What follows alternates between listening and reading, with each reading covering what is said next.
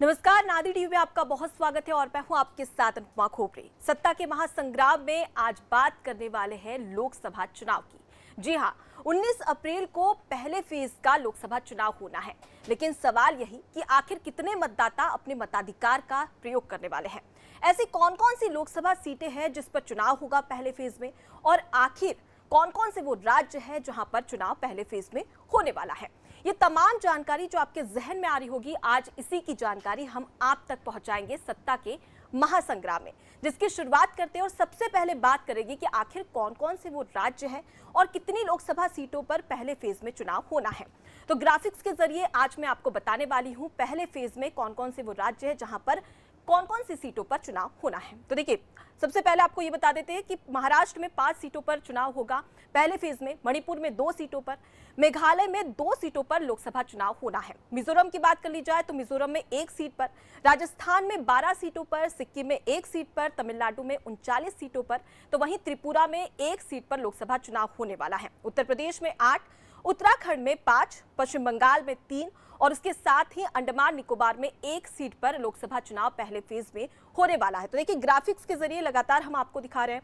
अरुणाचल प्रदेश की बात कर ली जाए तो 2, असम की 5 और बिहार के 4 सीटों पर लोकसभा चुनाव होने वाला है। छत्तीसगढ़ में 1 लोकसभा सीट पर चुनाव होगा पहले फेज में, तो वहीं मध्य प्रदेश की 6 लोकसभा सीटें ऐसी है जिसमें पहले फेज में चुनाव होना है। अब आगे बात करते हैं मध्य प्रदेश की। आखिर मध्य प्रदेश में ऐसे कौन कौन सी सीटें हैं जिस पर पहले फेज में चुनाव होना है।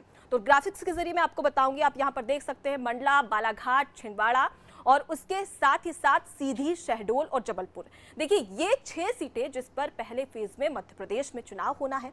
छिंदवाड़ा जिस पर सभी की नजर है, क्योंकि इस बार कमलनाथ का गढ़ कहे जाने वाले छिंदवाड़ा पर बीजेपी की नजर है। बीजेपी मिशन 29 पर निकल चुकी है और इसीलिए मध्य प्रदेश में जो पहला फेज है वो काफी ज्यादा महत्वपूर्ण है, कांग्रेस के लिए भी और भाजपा के लिए भी। अब आगे बात कर लेते हैं कि आखिर अगला कौन सा राज्य है जहां पर पहले चरण में चुनाव होना है, कौन कौन सी सीटें हैं वो भी हम आपको बता देते हैं। चलिए बात करेंगे छत्तीसगढ़ की। छत्तीसगढ़ में वैसे तो 11 लोकसभा सीटें हैं, लेकिन पहले फेज में केवल 1 यानी कि बस्तर लोकसभा सीट पर ही वोटिंग होगी पहले फेज में। और यहां पर आपको महत्वपूर्ण जानकारी ये भी दे देते हैं कि देखिए, 11 सीटें हैं छत्तीसगढ़ में, जिनमें से बस्तर और कोरबा ये 2 सीटें हैं जहां पर 2019 के लोकसभा चुनाव में कांग्रेस ने जीत हासिल की थी और बस्तर से कांग्रेस के प्रदेश अध्यक्ष दीपक बैच सांसद रहे, लेकिन इस बार उनका टिकट काट दिया गया है और कवासी लखमा को इस बार कांग्रेस ने प्रत्याशी बनाया है। अगले राज्य की बात कर लेते हैं। अगले राज्य में उत्तर प्रदेश की अगर बात कर ली जाए तो देखिए, यहाँ पर अलग अलग लोकसभा सीटों पर चुनाव होना है। आपको यहाँ पर ग्राफिक्स के जरिए दिखा भी रहे हैं। सबसे पहले सहारनपुर, कैराना, मुजफ्फरनगर, बिजनौर और उसके साथ ही नगीना, मुरादाबाद, रामपुर और पीलीभीत, ये वो सीटें हैं जहां पर उत्तर प्रदेश में लोकसभा चुनाव पहले फेज में होने वाला है। आगे बढ़ते और बात कर लेते हैं अब उत्तराखंड की। देखिए, उत्तराखंड की बात करें, उत्तराखंड में 5 लोकसभा सीटें और 5 लोकसभा सीटों पर पहले ही फेज में चुनाव होना है और ये ज्यादा जरूरी हो जाता है, क्योंकि आपको ये भी बता दें कि उत्तराखंड में 5 लोकसभा सीटें 2014, 2019 में लगातार बीजेपी इन 5 सीटों पर जीतती नजर आ रही है और इस बार भी हैट्रिक लगाने की बात कर रही है। बात कर रहे थे, अब यहां पर बता देते हैं, टिहरी, पौड़ी और अल्मोड़ा, नैनीताल, हरिद्वार, ये 5 लोकसभा सीटें जिस पर पहले फेज में लोकसभा चुनाव उत्तराखंड में होने वाला है।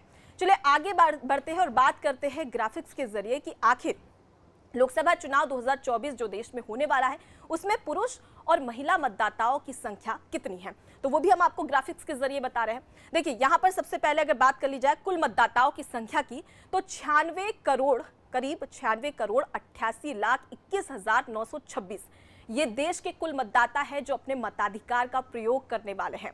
और इसके साथ ही अब पुरुष और महिला मतदाता और ट्रांसजेंडर की क्या संख्या रहेगी वो भी हम आपकी जानकारी आप तक पहुंचा देते हैं।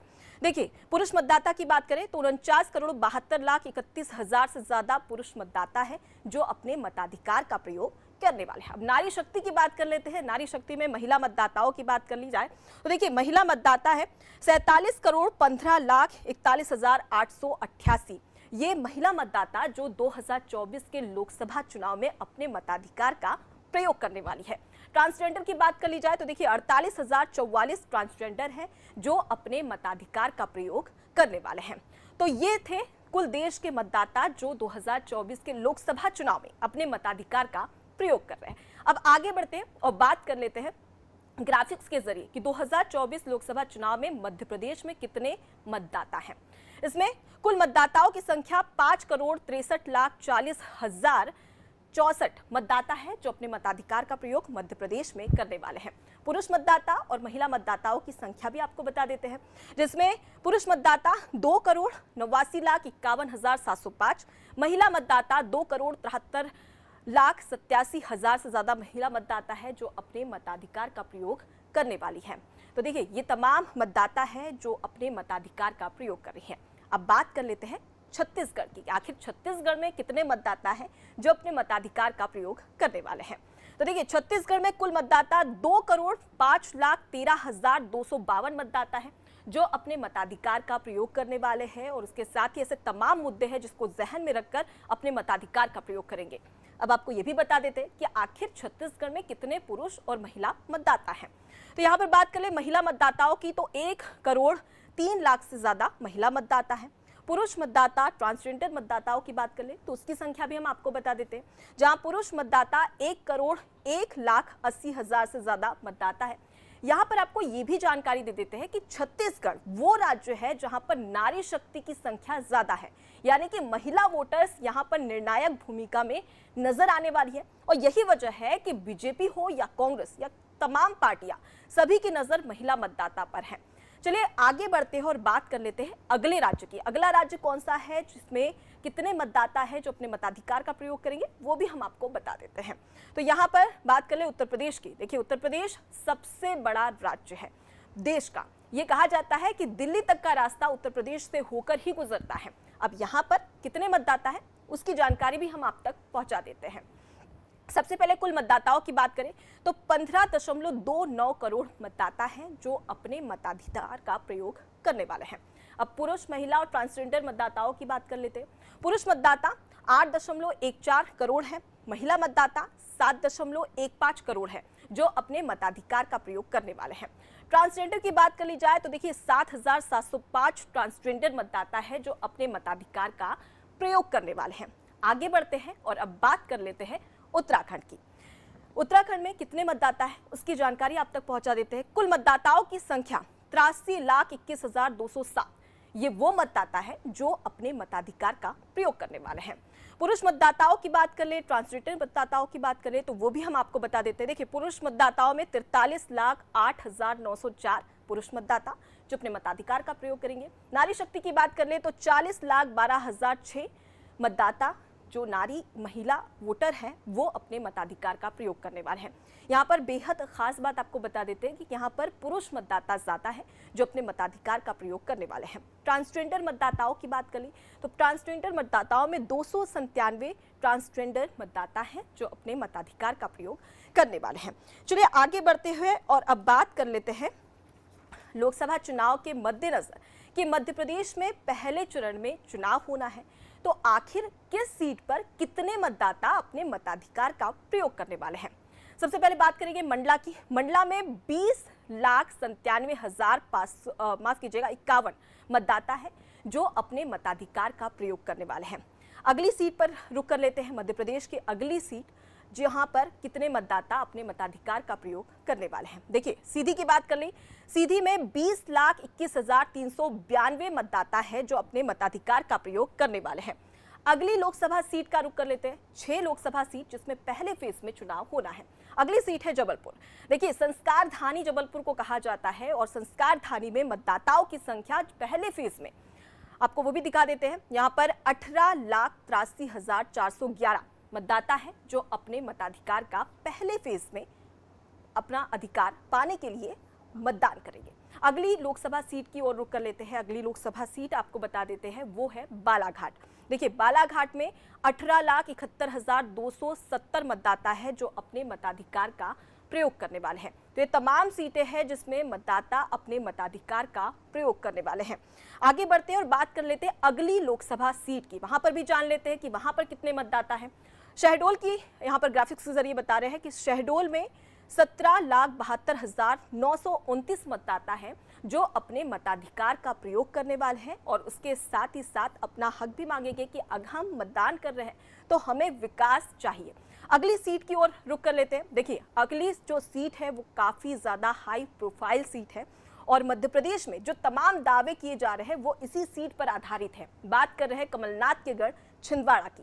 छिंदवाड़ा में मतदाताओं की संख्या की बात कर ली जाए तो 16,28,701 मतदाता है जो अपने मताधिकार का प्रयोग करने वाले हैं। और ये बड़ा सवाल कि आखिर ये मतदाता क्या फैसला लेते हैं कि क्या वो इस बार भी कांग्रेस को मौका देंगे या फिर बीजेपी जो दावे कर रही है उसी पर दावा ठोकते हुए नजर आएंगे। चलिए आगे बढ़ते हैं और बात कर लेते हैं छत्तीसगढ़ की। छत्तीसगढ़ में जान लेते हैं कि वहां पर कौन सी सीट पर कितने मतदाता है। पहले फेज में सिर्फ बस्तर में लोकसभा चुनाव होने वाले हैं। वहां पर मतदाताओं की संख्या ग्राफिक्स के जरिए आपको दिखा रहे हैं 14,59,977। ये वो मतदाता है बस्तर के जो अपने मताधिकार का पहले फेज में प्रयोग करने वाले हैं। अगली सीट की ओर, माफ कीजिएगा, अगले राज्य की ओर रुख कर लेते हैं। अगला राज्य है उत्तराखंड, जहां पर कौन कौन सी सीटों पर कितने मतदाता है उसकी जानकारी भी हम आप तक पहुंचा देते हैं। देखिए, यहां पर बात करें टिहरी लोकसभा सीट की। टिहरी लोकसभा सीट में 15,74,144 मतदाता है जो अपने मताधिकार का प्रयोग करने वाले हैं। चलिए आगे बढ़ते हैं, अगली सीट का रुख कर लेते हैं। अगली सीट है, ग्राफिक्स के जरिए बता रहे हैं कि अगली सीट है पौड़ी, जहां पर 13,66,983 मतदाता है जो अपने मताधिकार का प्रयोग करने वाले हैं। आगे बढ़ते हैं और बात कर लेते हैं अगली लोकसभा सीट की। अल्मोड़ा लोकसभा सीट, जहां पर 13,37,648 मतदाता है जो अपने मताधिकार का प्रयोग करने वाले हैं। अगली सीट की ओर रुख कर लेते हैं। अगली सीट भी हम आपको बता देते हैं कि उत्तराखंड की अगली सीट है नैनीताल। नैनीताल में 20,10,800 मतदाता है जो अपने मताधिकार का प्रयोग करने वाले हैं। तो देखिए, तमाम लोकसभा सीटें जिस पर अपने मताधिकार का प्रयोग करते हुए जो जनता है वो नजर आने वाली है। आगे बढ़ते हैं और बात कर लेते हैं अगली लोकसभा सीट की। अगली लोकसभा सीट है हरिद्वार, जहां पर 20,31,632 मतदाता है जो अपने मताधिकार का प्रयोग करने वाले हैं। तो देखिए, काफी ज्यादा महत्वपूर्ण जानकारी हम आप तक पहुंचा रहे हैं। पहले फेज में क्या चुनाव होगा, कैसे चुनाव होगा, कौन कौन सी लोकसभा सीटों पर चुनाव होगा, उसकी जानकारी हम आपको यहां पर दे रहे हैं। आगे बढ़ते हैं और बात कर लेते हैं लोकसभा चुनाव 2024 में किस पार्टी में कितनी लोकसभा सीटें हैं और टोटल लोकसभा सीटों की भी बात कर लेते हैं। देखिए, total Lok Sabha seat 543 Lok Sabha seat है, जहां पर ग्राफिक्स के जरिए दिखा रहे हैं कि आखिर किस पार्टी को कितनी लोकसभा सीटें मिली थी 2019 के लोकसभा चुनाव में। यहां पर हम आपको ग्राफिक्स के जरिए दिखा रहे हैं, जहां पर जदयू को 16 लोकसभा सीटें, जहां पर 2019 में इसने कब्जा किया था, 12 बीजेपी और उसके साथ ही बसपा बहुजन समाज पार्टी 10 लोकसभा सीटों पर जीत हासिल करती हुई नजर आई थी। टीआरएस की बात कर ली जाए तो 9 लोकसभा सीटें, लोजपा की बात कर ली जाए तो लोजपा 6 लोकसभा सीटों पर और समाजवादी पार्टी 5 लोकसभा सीटों पर सिमट कर रह गई थी। वहीं राष्ट्रवादी कांग्रेस पार्टी की बात कर ली जाए 5 लोकसभा सीटें, शिरोमणि अकाली दल 2 सीटों पर और टीडीपी 3 लोकसभा सीटों पर कब्जा करती हुई नजर आई थी। नेशनल कॉन्फ्रेंस 3 सीटों पर, उसके साथ ही इंडियन यूनियन मुस्लिम लीग 3 सीटों पर, माकपा 3 सीटों पर और उसके साथ ही भाकपा की बात कर ली जाए तो भाकपा 2 लोकसभा सीटों पर जीतती हुई नजर आई थी। एआईएमआईएम की बात कर ली जाए 2 लोकसभा सीटें, झारखंड मुक्ति मोर्चा 1 लोकसभा सीट और उसके साथ ही जेडीएस 1 लोकसभा सीट पर जीतती हुई नजर आई थी। बीजेपी 303 सीटों पर कब्जा करती हुई नजर आई थी। वहीं कांग्रेस मात्र 52 सीटों पर ही सिमट कर रह गई थी। द्रमुक की बात करें 23 लोकसभा सीटें, तृणमूल कांग्रेस 22 लोकसभा सीटें। तो देखिए, ये वो लोकसभा सीटें हैं जहां पर 2019 में किस पार्टी ने कितनी लोकसभा सीटों पर जीत हासिल की थी, कितनी लोकसभा सीटों पर कब्जा किया था, उसकी जानकारी हमने आपको ग्राफिक्स के जरिए दी है। तो लगातार हम देख रहे हैं कि लोकसभा चुनाव में रणभेरी बज चुकी है और ये तमाम जो पार्टियां हैं वो पूरे दमखम के साथ में, जोश के साथ में यहाँ पर चुनावी मैदान में उतरती हुई नजर आ रही है। देखिए, भाजपा की बात कर ली जाए तो भाजपा ने सीधे नारा दे दिया है कि इस बार 400 पार। सवाल यही कि भाजपा एनडीए जिसने 300 से भी ज्यादा सीटें 2019 के लोकसभा चुनाव में जीती थी, क्या वो इस बार 400 पार जा पाएगी? वहीं पर कांग्रेस की बात कर ली जाए तो कांग्रेस इस बार दोहरी ताकत के साथ में चुनावी मैदान में है। ऐसा हम इसलिए कह रहे हैं क्योंकि इंडिया गठबंधन इस बार चुनावी मैदान में है और ये मुकाबला काफी दिलचस्प होता हुआ भी नजर आ रहा है। ऐसा हम इसलिए कह रहे हैं क्योंकि समाजवादी पार्टी की बात कर ली जाए, आम आदमी पार्टी की बात कर ली जाए या तृणमूल कांग्रेस, देखिए तमाम जो पार्टियां हैं जो कि लगातार एक दूसरे पर आरोप प्रत्यारोप लगाती हुई नजर आ रही थी, कोई भी मौका नहीं छोड़ रही थी, लेकिन वही पार्टियां एक साथ इकट्ठी होकर भाजपा यानी कि एनडीए से लड़ रही है। अब ऐसे में सवाल यही कि यूपीए ने तो 52 सीट पर कब्जा करके, करीब 52 से ज्यादा सीटों पर कब्जा करके जीत हासिल नहीं कर पाई थी, लेकिन क्या इंडिया गठबंधन वो कमाल कर पाएगा जो यूपीए नहीं कर पाई थी, और एनडीए इस बार 400 पार जा पाएगी या नहीं। और उसके साथ ही साथ आपको लगातार हम ग्राफिक्स के जरिए दिखा रहे हैं कि 2019 के लोकसभा चुनाव में कौन कौन सी वो सीटें हैं जिसमें तमाम जो पार्टियां हैं उन्हें कब्जा किया था। एक बार फिर से हम आपको दिखा देते हैं। देखिए राकपा 5 सीट, शिरोमणि अकाली दल 5 लोकसभा सीटों पर जीत हासिल करती हुई नजर आई थी। टीडीपी की बात कर ली जाए 3 सीटें, नेशनल कॉन्फ्रेंस की बात कर ली जाए तो 3 सीटों पर कब्जा करती हुई नजर आई थी। तो ग्राफिक्स के जरिए हम आपको दिखा रहे हैं कि वो कौन कौन सी लोकसभा सीटें हैं जिसमें 2019 में ये पार्टियां कब्जा करती हुई नजर आई थी। लेकिन इस बार अगर हम बात करें AIMIM यानी कि ऑल इंडिया मजलिस इत्तेहादुल मुस्लिमीन, ओवैसी उद्दीन की ये पार्टी है और आपको बता दें कि 2 सीटों पर ये सिमट कर रह गई थी।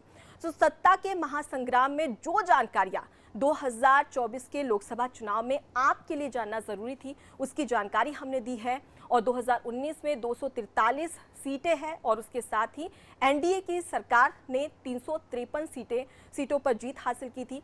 यूपीए की बात कर ली जाए तो 91 और अन्य जो पार्टियां थी वो 98 सीटों पर ही सिमट कर रह गई थी। लेकिन इस बार के लोकसभा चुनाव में क्या ये पार्टियां कमाल कर पाती है? क्या जनता को तमाम जो विकास के मुद्दे, विकास के दावे किए जाते हैं वो जनता तक पहुंच पाते हैं या नहीं? जनता इन सभी मुद्दों को जहन में रख के अपने मताधिकार का प्रयोग कर पाती है या नहीं? या इस बार भी कहीं ना कहीं जो धर्म के मुद्दे हैं वो हावी होते हुए नजर आएंगे? इसका पूरा फैसला सिर्फ आप पर निर्भर करता है। इसलिए पहले फेज में जहां जहां लोकसभा चुनाव होने वाले हैं, अनादि टीवी उन तमाम मतदाताओं से गुजारिश करता है कि अपने मताधिकार का 19 अप्रैल को जरूर प्रयोग करें और अपना अधिकार, अपना हक अपने मतदान अधिकार से जरूर जुटाएं। तो सत्ता के महासंग्राम में मैं लेती हूं आपसे इजाजत। देखते रहिए अनादि टीवी। नमस्कार।